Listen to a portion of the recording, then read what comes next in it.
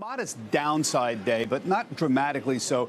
Standard risk-off issues here. Energy on the upside, semis, banks, transports down, retail a little bit weaker. These are all natural high sensitivity stocks to anything related to global developments. A lot of people are discussing what happens when you have these kinds of events, like the situation in the Middle East where the Iranian official was assassinated. The important thing here is markets tend to view these events as fairly short-term unless they result in something much more serious like a recession. That doesn't happen. CFRA had a note out this over the weekend. The bottom usually happens 22 days after the event, typically. The S&P 500 is usually down about 5%, and typically about 6 weeks later, it recoups most of the losses. Again, this is not invariably true, but most events don't have long-term lasting economic impacts, and that's what matters to the stock market. On retail, we see some weakness overall today. You'll notice Bed Bath & Beyond is up because they're doing a big sale leaseback for about half of their properties. This is a great idea. The problem is most retailers don't actually own the real estate that they have.